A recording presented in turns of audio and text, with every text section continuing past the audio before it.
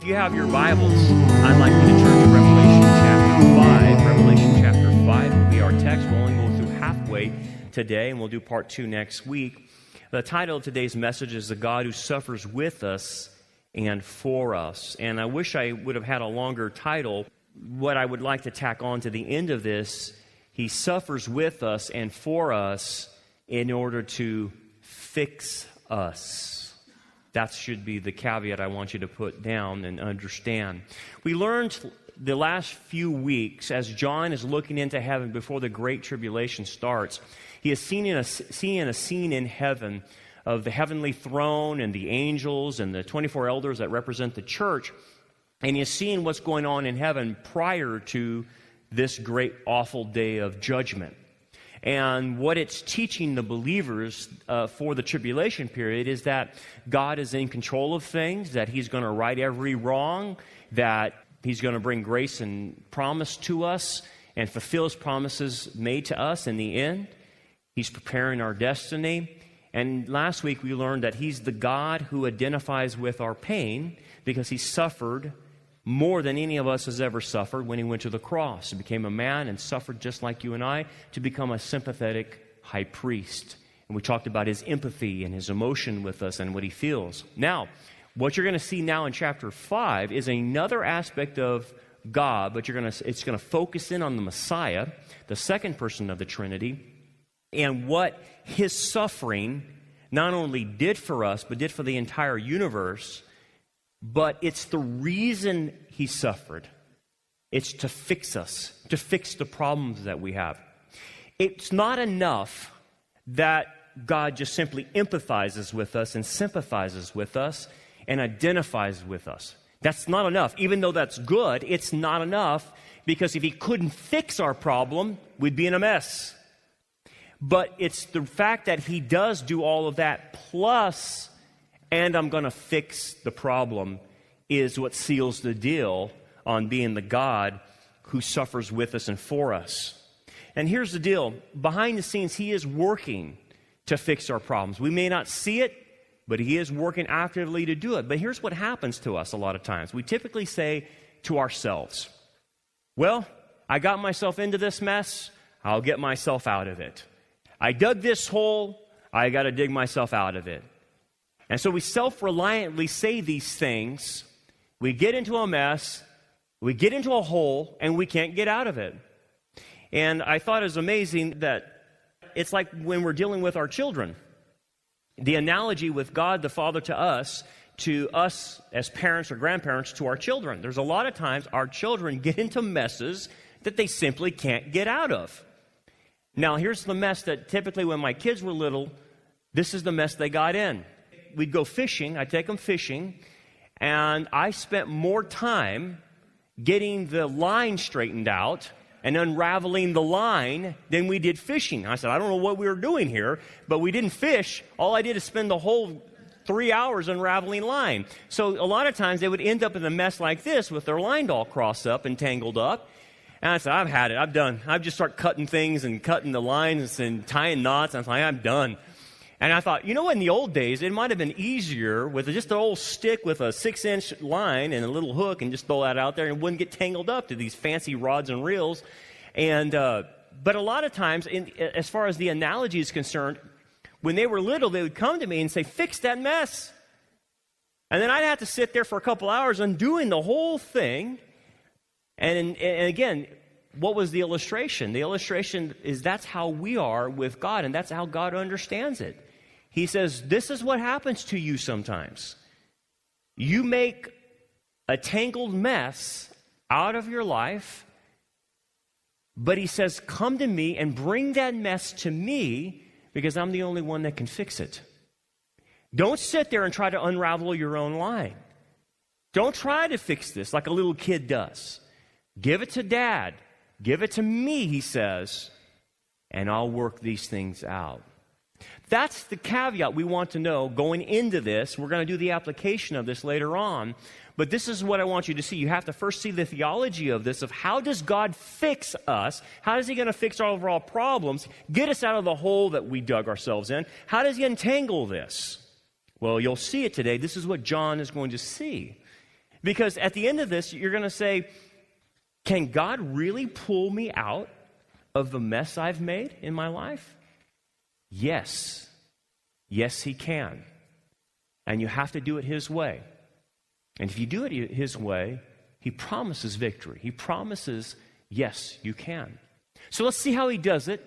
Let's explore it. And let's jump into the first point that we see. The first point we see is that he is the God who fixes our problems. How? By suffering with us and for us. It is through suffering that he fixes our problem. That will be the principle we work with, okay?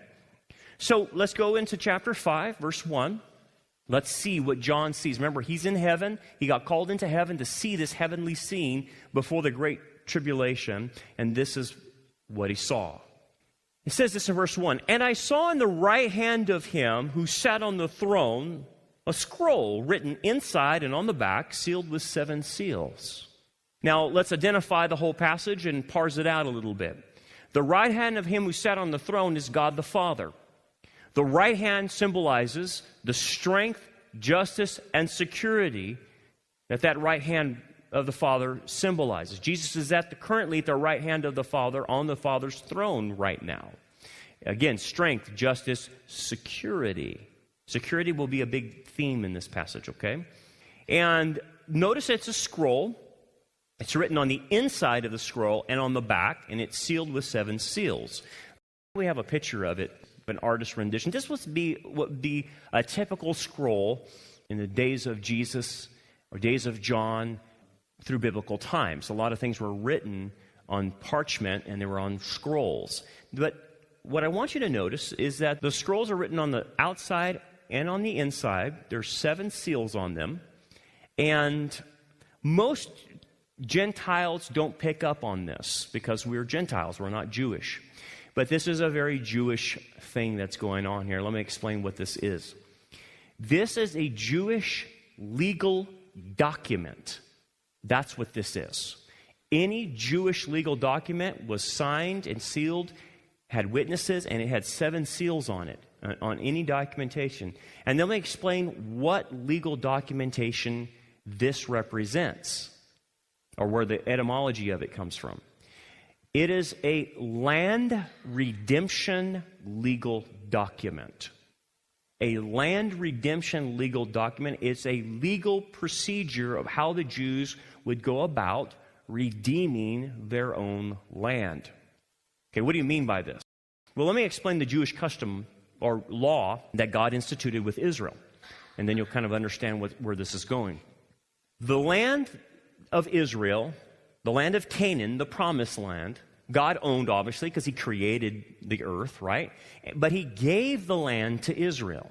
And then he separated out the land, and the tribes and the different families had sections that they owned. And that land was given to them, and they were to have an authority over that particular part of land, and it always was their possession. So even today, that's why we talk about in prophecy that the land belongs to Israel. It was given to them, and it is theirs because God gave it to them. Okay.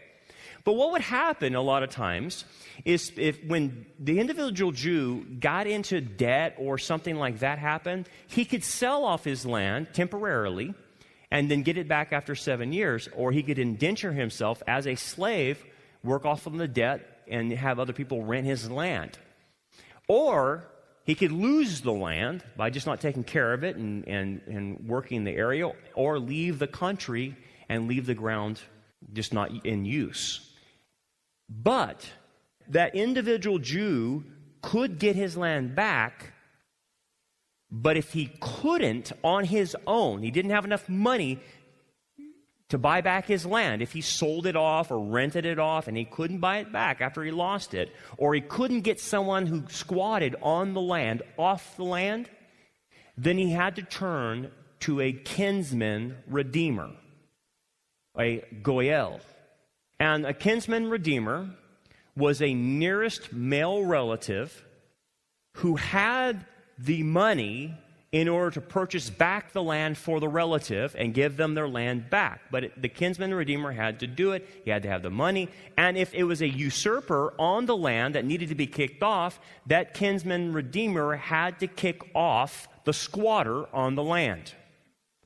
Okay? And this happened a lot of times individually to families and stuff in the land of Israel. It was always theirs, but they had to have the money and the resources and the power to get their land back if they sold it off or lost it to a usurper. That is the legal proceedings that happened in Israel. And it would be done by a scroll.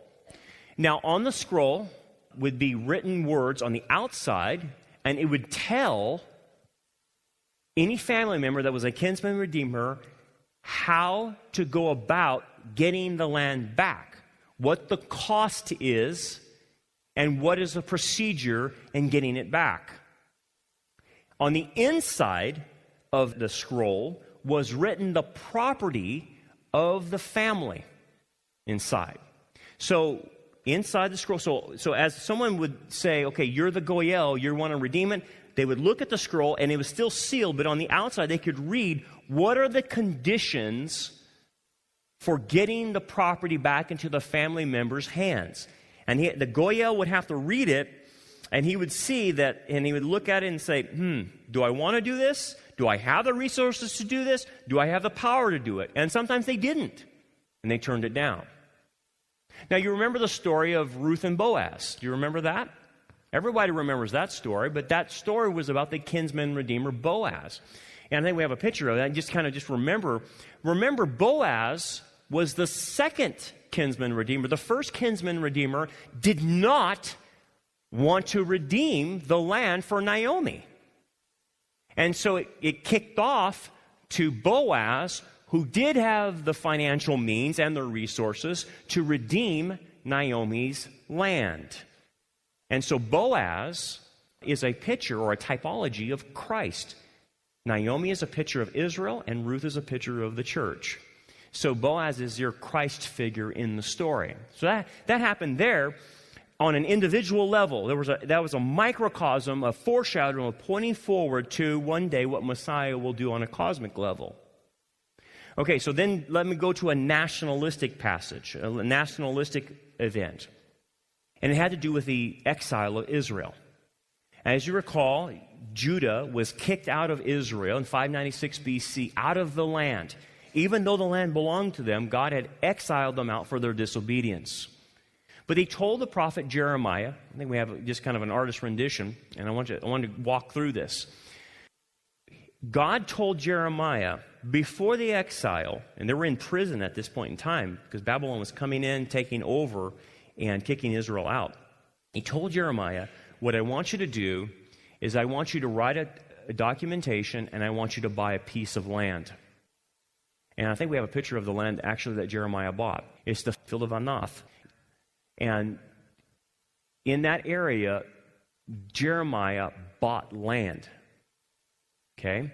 And so go back to the picture of the scroll that he's writing on. So he filled out the legal documents on the scroll, and God says, put this in and document everything of the land that belongs to you, the field of Anath, and then seal it up and do it with the witnesses of the elders of Israel in prison. Therefore, that one day when you come back into the land, one of your kinsmen can buy back the land and reestablish Israel back into the land. And it was all symbolic. And Jeremiah did this, and what he did is he did exactly what the Lord said. He wrote it down, he bought the field, they sealed it, and then they buried it in an earthen vessel somewhere that they only knew, and they buried it in a safe, secure place so that after 70 years they could come back to that very location and get the legal document that says that Jeremiah's family owns the land, or that Israel owns the land, basically, on a nationalistic level. At the same time, copies would have been made. Copies would have been made on what the conditions are and what's also inside the scroll.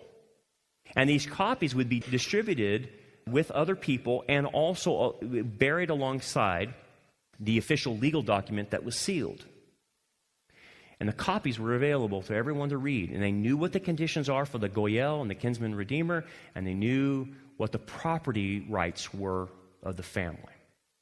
That being stated, that is the background of the scroll. Jeremiah's situation pointed typologically, nationally, and then Ruth and Boaz, the situation pointed individualistically towards Messiah. To what? To this particular scroll. And what is it? Well, let's explain this a little bit, because now we have to go cosmic to understand what Jesus did.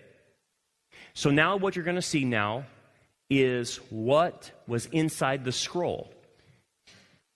And we start with letter A. I want you to see this. The earth and its dominion properly belonged to Adam and his progeny or descendants. In this we see the divine purpose for man decreed. And you can see this in Hebrews in the next passage. Hebrews says this: you have made him, man, a little lower than the angels. You have crowned him with glory and honor and set him over the works of your hands. You have put all things in subjection under his feet. For in that he put all in subjection under him, he left nothing that is not put under him. So I think, let me show you a picture of the globe. What Hebrews is saying, what Adam and Eve were given, is dominion over this planet Earth. Okay? So now I've taken you from the land of Israel or individual plots of families of Jews to the real antitype. The antitype is the globe. Mankind, Adam, through Adam, was given dominion over this planet. That is the possession of man. Even though God gave it to him and God's the creator, it is man's possession. But as you know, Adam, our first king, failed. And that leads me to letter B. So follow me with this so you can understand the scroll. Man was then usurped by Satan through the temptation of Adam and took control after the fall of Adam. The earth and the human race was not meant to be ruled by angels, i.e. by Satan and fallen angels under his control. In this we see the divine purpose delayed. Now what we mean by this is Adam, because he fell, was usurped.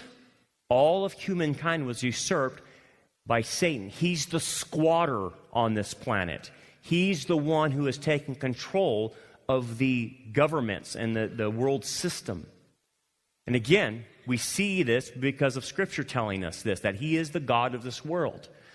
Let's see, God is little g, ruler, I should say. We got that passage?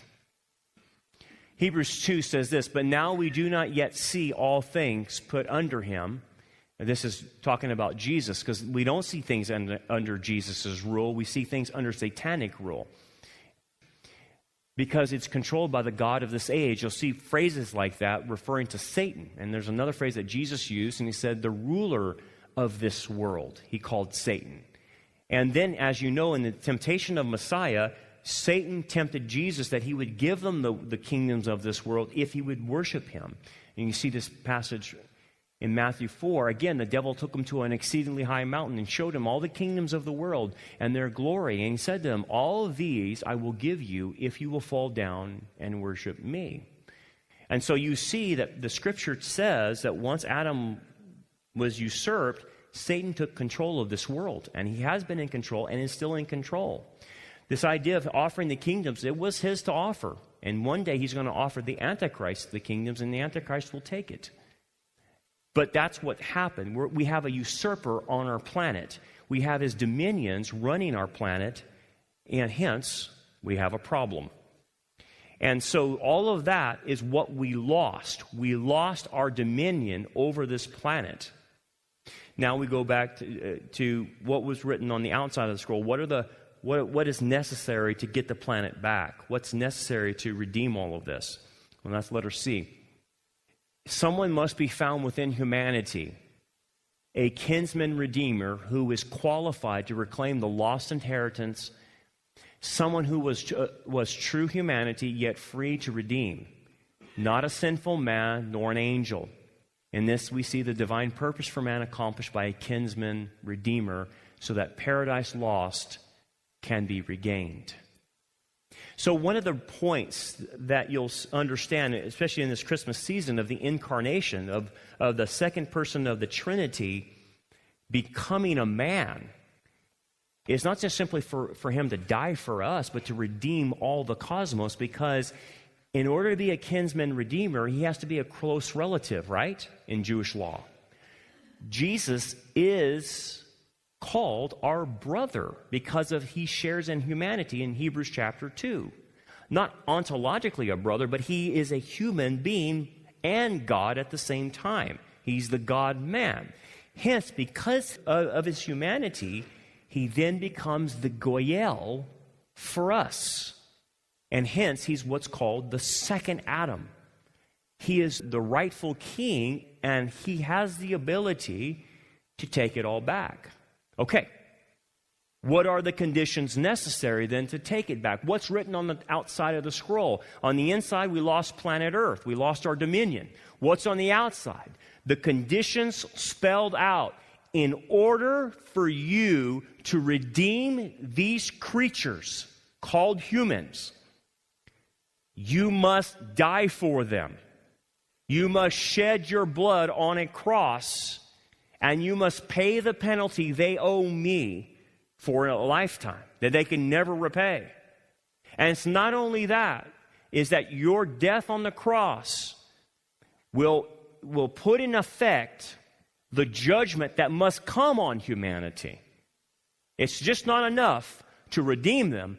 Humanity who refuses to be redeemed in the offer of salvation must be punished and must be driven out of this planet. Not only will sinful humanity must be driven out who refuse to be redeemed by the blood of the Messiah, but Satan and his dominions must be kicked off the planet. The usurper, the squatter, must be removed in order to get the planet back to what it was, to restore paradise lost. Hence, the cross is then connected to the tribulation. It's like the judge rendered a sentence guilty. This will be the penalty. Well, the penalty phase then will be enacted in the future with the tribulation. So the judge has already declared Messiah's sacrifice is good enough to redeem all of humanity and to start the process of judgment. There is the Goyel that had the ability to do this. Hence, it will put into effect the 7 seal judgments, the 7 trumpet judgments, the 7 thunder judgments, the 7 bowl judgments, and including the second coming to purge planet Earth of evil and sin. That's what's on the scroll. And as the scroll is read, Messiah sees what's on the scroll. He knows what's inside of it. The Father has the official document. And it's in his right hand right now as we speak. Literally. And Messiah will take this. This is not a metaphor. Messiah will take that scroll because he has the right to do this. But remember, I told you, there are copies always made. Do you know what the copy is? Do you know what's on the scroll? It's the book of Revelation. The conditions necessary to get planet Earth back under the dominion of man are spelled out in Revelation 6 through 19. You and I have a copy of the real legal document that is in heaven that Messiah will one day take from the Father and then start breaking it to unleash the judgments, because he has the right as the Goyel and the power to do so. So it's not a mystery. It's written right here. I find it amazing that this is the most unread book of the Bible, is the book of Revelation. People say, I can't understand it. It doesn't make sense to me. Well, when you understand it from a Jewish perspective, it makes perfect sense. It is the kinsman redeemer's legal document to planet Earth. And he has every right to take it. Let's continue on. Verse 2. Then I saw a strong angel. This angel is perhaps Gabriel. The idea is probably it is Gabriel, because Gabriel is the pronouncing angel. Michael is the fighting angel. He's the strongest of the angels, second to Satan. But Gabriel is the announcer. He is the one who proclaims things. And it's probably Gabriel himself, because it goes in tandem with Daniel chapter 12. This strong angel is going to proclaim something that has been shut up for a long time. Let me show you Daniel chapter 12 so you can understand what has been sealed, what has not been seen for a long time. He says this in Daniel chapter 12, "But you, Daniel," this is Gabriel talking to Daniel, "shut up the words, seal the book until the time of the end." What do you mean by that? Well, Daniel was seeing what you and I see in the book of Revelation. He was seeing all that John has told us, but he was told to seal it up. Don't tell it right now. He goes, until the time of the end. Then I heard the man clothed in linen who was above the waters of the river, when he held up his right hand and his left hand to heaven and swore by him who lives forever that it shall be for a times and a half time. That's 3.5 years, by the way. Same chronology of John, by the way, in the book of Revelation. And when the power of the holy people, that's Israel, has been completely shattered, all these things shall be finished. Did you notice that phrase? The reason Israel is going to go through the tribulation is to break their power, break their pride to accept Messiah. And this will happen at the end. So he's saying all of this when we know more complete story now with the book of Revelation. He goes, verse 8, "Although I heard, I did not understand.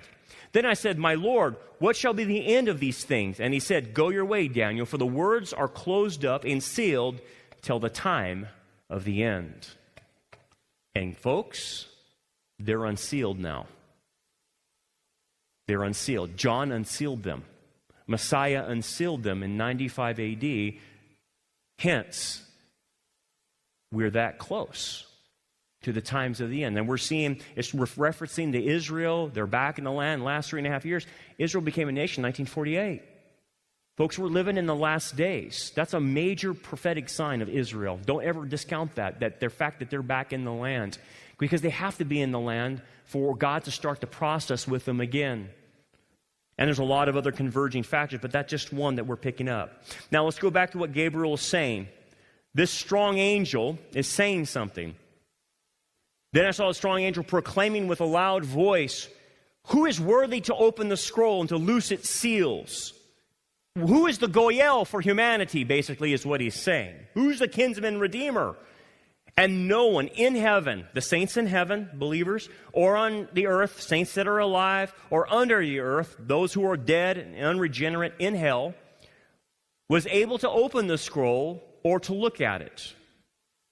So the idea is that they did a search all throughout humanity of every human being that's ever been born, and no human has the ability to fix this problem.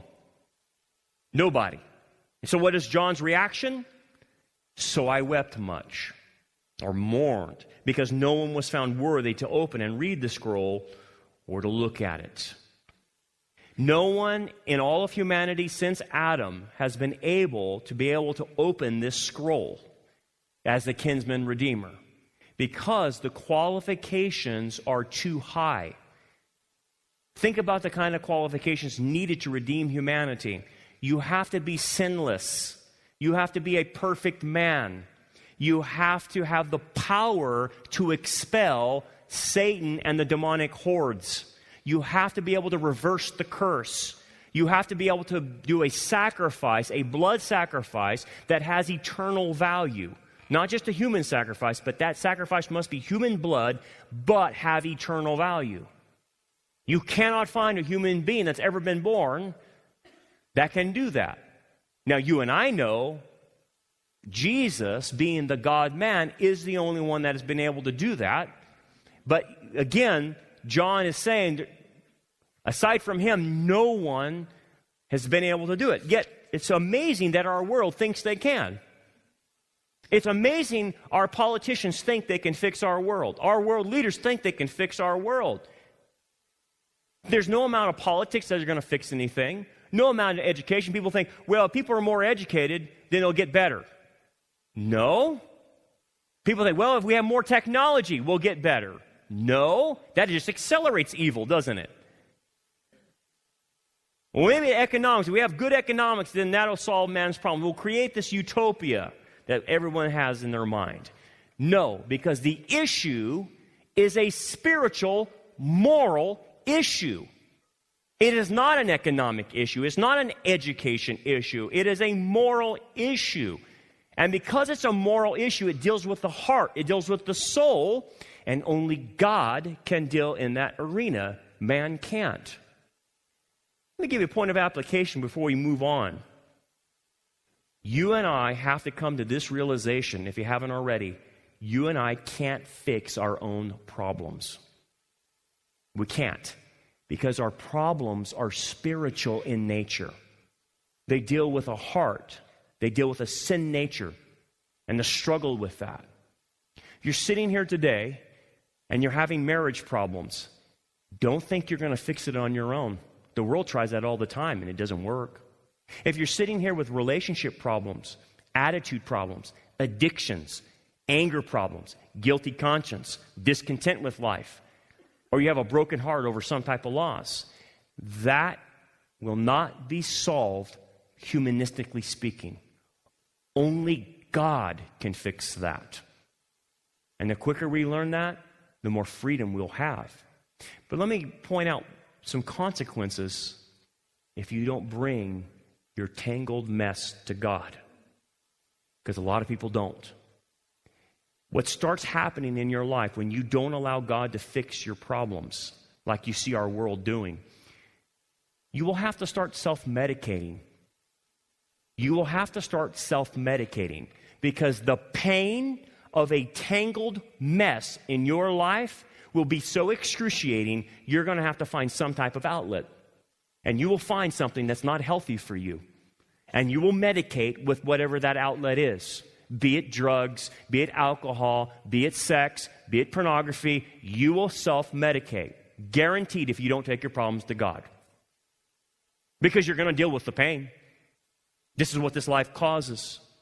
You will find worldly coping mechanisms to deal with loss in your life, to deal with sin, to deal with guilt, to deal with regret. That's what happens to people that don't take their problems to Jesus. These coping mechanisms could be anything. It's not just addictions. It could be food or not eating. It could be all kinds of weird things like that they're using that. Or maybe it's isolation, withdrawing, becoming alone, pulling away. Hey, man, we haven't seen you for like 6 months. Where have you been? Oh, I've just been around doing this and that. No, you've been isolating. That's what you've been doing. Or putting up a false front. A lot of people put a false front because they're so hurt inside, so full of pain, they got to give a false front, a false image. They put on their Sunday smile on Sunday, but man, Monday through Saturday, they are a train wreck. They are an absolute train wreck. They can't hold it together. You will have to manipulate other people. You will have to start controlling other people. You have to be angry all the time. You have to be critical and judgmental all the time. And you'll slip out of reality. And that's the final straw. You won't be in reality anymore. See, the further you run away from God fixing your problems, you get away from the truth. See, the truth sets you free, yeah? But the further you get away from the truth, the more in unreality you become. And your heart, your mind starts becoming darkened, and you can't see straight. Now, what do I mean by this? Can this happen to believers? Absolutely. 2 Peter talks about this all the time, that you can spiritually blind yourself. Look at our world. These people live in the land of fantasy. They're not in reality. It's craziness out there. They're not in reality. And what do we say about people who are not in reality? They're crazy. Yeah, that's true. That's by definition. You're not in reality, you're crazy. Sin makes you crazy. And you'll do stupid things that you wouldn't imagine you're doing. But it's because you're not taking those problems to God. That's what humans have done for the last 6,000 years. They have run every other direction other than to God to fix it. And our society is so broke, it's going to have to take God to give the whole world the tribulation to straighten all this out. It's gone that far. It's not coming back, is the idea. Let's go back to the text. It'll get deeper. Verse 5.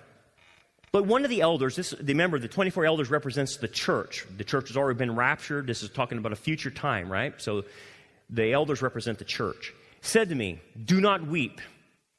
Behold, the Lion of the tribe of Judah, the King of Israel, Messiah, the root of David," remember, he's from David's line, "has prevailed." He has been victorious. He accomplished the ability to fix man's problems.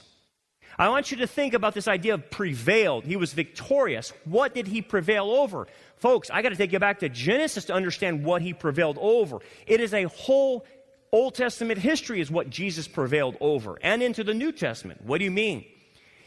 In Genesis, and by Genesis 6, Satan is already trying to destroy humanity by messing with the genetics of humanity, by interbreeding with humans. And you have the Nephilim phenomenon going in Genesis 6, creating monstrosities. And the problem is, the genetic lines were being messed up. They weren't fully human. And so what was Satan trying to do? He was trying to pollute the genetic line of the Messiah. Because he was told, it's by the seed of the woman who will destroy you one day. He will. And so ever since he was told that the seed of the woman is going to come and destroy him, he's been trying to eradicate that line. So he does it right off the bat in Genesis 6, corrupting the genetic lines. And then what starts happening is God starts narrowing down where the line's coming. It's going to come from Abraham, Isaac, and Jacob. Then it's going to come from the 12 tribes of Israel. Then he's going to come from Judah. And then he's going to come from the line of David. And every time God starts whittling down finer and finer and finer where Messiah is going to come from, guess what starts happening to that line? That family, that tribe will get attacked, and then David's line will get attacked, where you virtually only have a few people left that are keeping the line alive. And then what happened when Messiah was born? He's attacked as a baby. They try to kill him, right? Through Herod. And Herod was satanically inspired to kill baby Jesus, right? And then they had to flee into Egypt. And then all through Messiah's ministry, he nearly gets killed. Now he'll slip away, because it wasn't his ordained time to die, and they'll try to kill him. And then he gets arrested and goes through the brutality of the cross. But then what happens when he's on the cross? Satan inspires the people at the foot of the cross to say, "Come down." See, they wanted Jesus to die at the wrong time in the wrong way, but then when he is dying the right way at the right time, Satan tries to tempt him to come off the cross because he doesn't want redemption to happen. And then even afterwards, after resurrection, he starts a lie with the religious leaders that, well, the body was stolen. And then the church is getting ready to get put down by Roman persecution. And for the next 300 years, the church will be attacked relentlessly under Rome, trying to wipe it out. And Satan couldn't. So when it says the line of Judah, the root of David, has prevailed, it's talking about all of what God had to do to ensure that Messiah would be born at the right time throughout the attacks of Satan. What's the point? Victory came through suffering. He is the God who suffers with us and for us because it gives us victory. Victory through suffering. The redemption price of man is you will have to die for them in order to redeem them. Hold on to that principle. I'm going to come back to that, okay? Let's continue on. He says to open the scroll. Let me go back to the scroll. To open the scroll and to loose its seals. Let me unpack that real quick. The idea of opening the scroll is that Messiah has now the authority, because of his death, the right to reveal these prophecies now that we have in the book of Revelation. Okay? And then the loosing of the seals means that Messiah has the authority to unleash the judgments on sinful humanity, Satan, the Antichrist, and all the demonic realm. So because of what Messiah did, accomplished on the cross, he can do this now.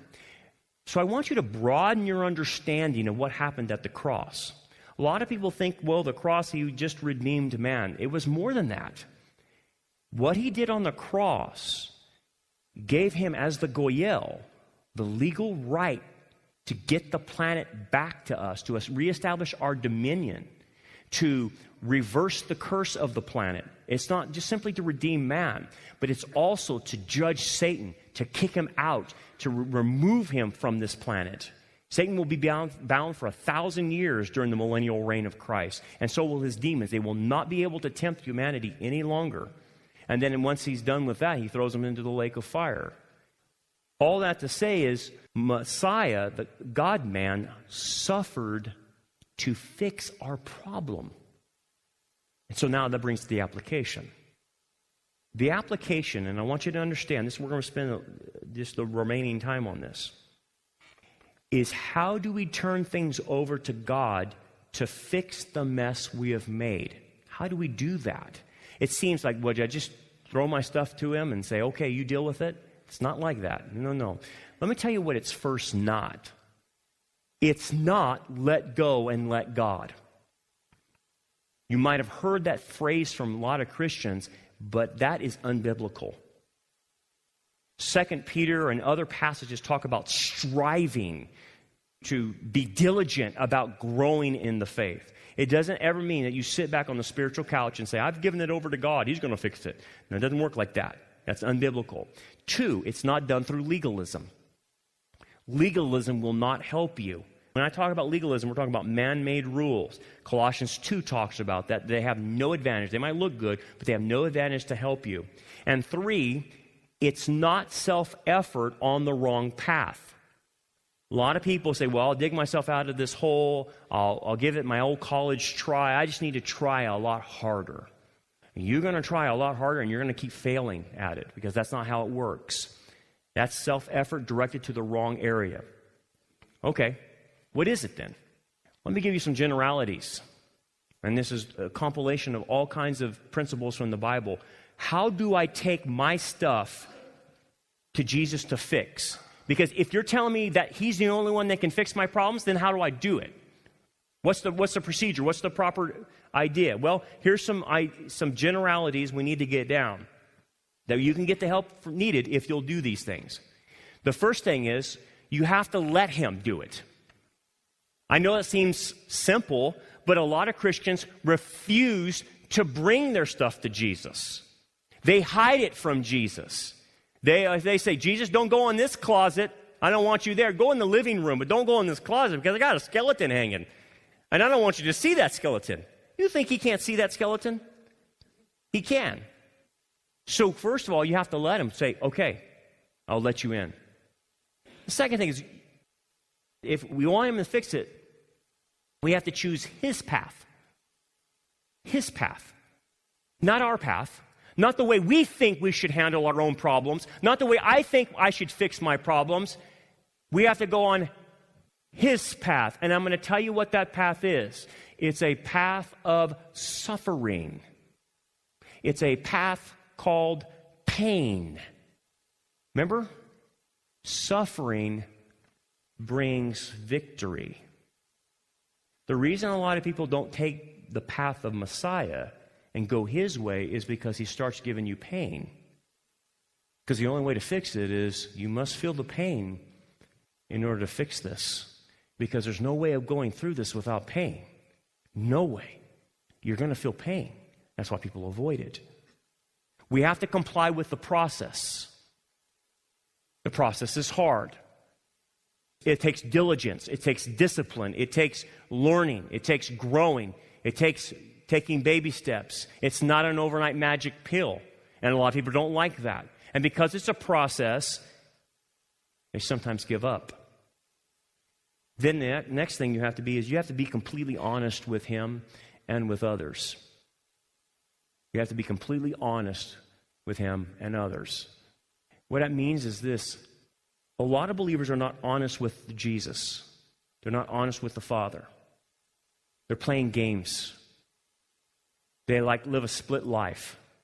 They have their Sunday life and then they have their weekly life. And those two lives are different. When you look at that, there's difference. Like, how could there be any difference in that? What you do on Sunday versus what you do during the week, because what's happening is they lack integrity. They're not honest with God. But let's go to this other one. They have to trust him and the process. They have to comply with the process, but then they have to trust the process because you know what? The process will be hard, very hard. They're going to have to take a good look at themselves and be honest about themselves and quit glamorizing themselves and having pride. They have to be humble and realize this is what you're doing.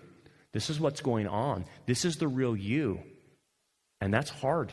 That's really hard because no one really likes to do that. It's very painful. Then the next one is this. We have to obey him and his process. So you have to do what he tells you to do on the path and do it exactly. Because if you obey 99% but leave 1% out, you won't have victory.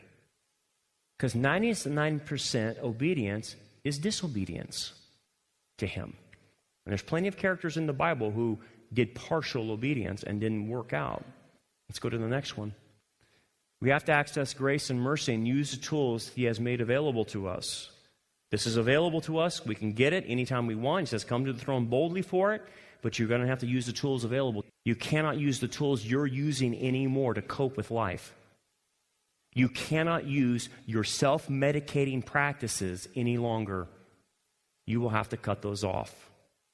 Next one. We're going to have to ask for wisdom for our problem. James talks about this. We're going to have to ask him to reveal things in our lives. We're going to ask him, help me to understand myself, understand what's going on inside of me. He will, by the way, answer that. And then you're going to have to get help from third parties. What do you mean? You will eventually have to reach out beyond yourself. The mentality that you're going to sit back on your own and navigate through your own stuff is a myth. You're too close to yourself. You can't see it. A third party can see it, and I'm guarantee you your spouse can see it. Your friends around you can see it. Everyone can see it except you because you're too close to yourself. If you refuse to go to a third party, you're not going to navigate through it.